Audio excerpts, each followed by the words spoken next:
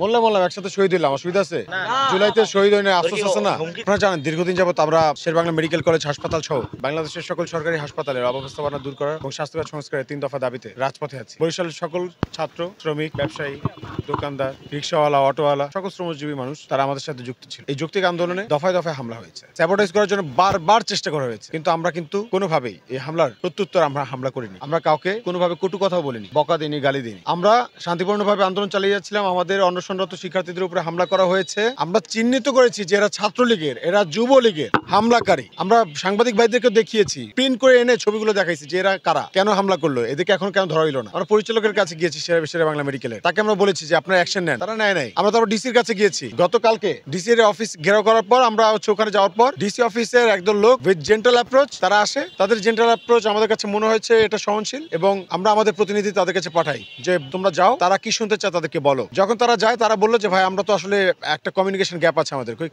ওরা বললো কি কমিউনিকেশন গ্যাপ? গ্যাপটা হলো যে আপনাদের প্রতিনিধি হিসেবে তো আমরা আপনাদেরকে না অন্য কাউকে জানি। আমরা খোঁজ নিয়ে জানলাম এরা আসলে আমাদের প্রতিনিধি না, এই আন্দোলনকারীদের প্রতিনিধি না, এরা হচ্ছে প্রশাসনের প্রতিনিধি। এতদিন যাবত আন্দোলনটাকে ভিন্নভাবে রিপ্রেজেন্ট করেছে। তো আমরা বলেছি যেহেতু ঠিক আছে একটা কমিউনিকেশন গ্যাপ, আমরা আমাদের জায়গা থেকে আমরা সহযোগিতা করি প্রশাসনকে। সেই জন্য আমরা আজকে তাদের কথা মতো স্মারকলিপি দেওয়ার জন্য এবং আমাদের ডিমান্ড লিস্ট দেওয়ার জন্য আমরা আসি। আমাদের শিক্ষার্থীরা আসেন এবং শিক্ষার্থী ভাইরা যখন সবাই প্রস্তুতি নিচ্ছিল যে সবাই আমরা প্রতিনিধিরা একসাথে আমরা যাব স্মারকলিপি দেওয়ার জন্য, ঠিক তখন নগর ভবনের সামনে থেকে আমাদের যারা শিক্ষার্থী ভাই আছে ওকে ওরা সবাই মেডিকেলে এখন কি অবস্থা করেছে, মেয়েরে একদম তাদেরকে গাড়িতে উঠাইছে।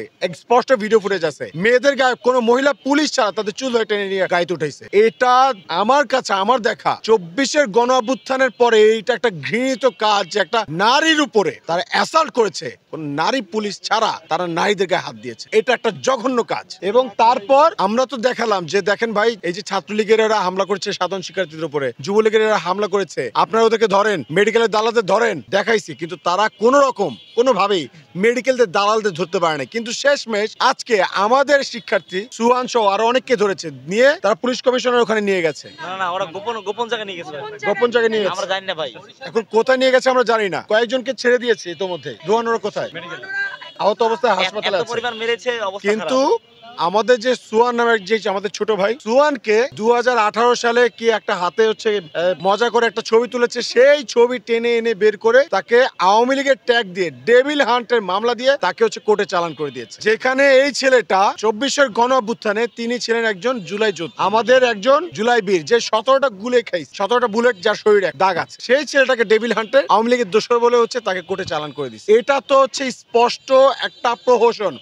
এবং এটা যে হচ্ছে ধরেন আওয়ামী পুলিশের কাজ, স্বৈরাচারী শেখ হাসিনার পুলিশের কাজ স্পষ্ট আজকে স্পষ্টই প্রমাণিত হইলো যে তারা ঠিক শেখ হাসিনা যেভাবে নির্দেশ দিচ্ছে যে একটাকে ধরে ঠিক আছে যত বিপ্লবী আছে সবাইকে ক্ষতি করতে হবে, সেই কথা অনুযায়ী আমরা দেখেছি যে এই পুলিশ ঠিক একই কাজ করছে। আমরা এখানে বসে আছি এই জন্য যে পুলিশ কমিশনার তিনি হচ্ছে বলেছেন রনিকে ধরতে চাইছিলাম, তারা করছি, ধরতে পারিনি। তো আমরা বলছি আমরা তো ক্রিমিনাল না, আমরা হামলা খাওয়ার পর আমরা হচ্ছে মামলা করতে আসছি, আমাদের মামলা নেওয়া হচ্ছে না। আমাদের আপুদের ফোন হারায় যায়, মামলা করতে আসছে, মামলা নিচ্ছে না। আমরা যে একটা নাগরিক, আমরা সিটিজেন, এটাই তারা ভুলে গেছে। তো আমাদের ভাইদের মুক্তি চাচ্ছি, আমাদের ভাইরা তো সন্ত্রাসী না, তাদেরকে অতি দ্রুত কি কারণে নিছে এটা জবাব দিতে তাদেরকে করতে হবে, এবং দ্রুত তা আমাদের ভাইকে আমরা ফিরিয়ে দিতে। আর যদি না হয়, পুলিশ কমিশনার বলছে রনিকে খুঁজতেছি, আমি এখানে উপস্থিত আছি, পুলিশ কমিশনারকে খবর দেন, আমি এখানে আছি, আমি এখানে, আমার সাথে সব ভাইরা আছে, আমাদের সবাইকে আপনারা অ্যারেস্ট করে নিয়ে যান।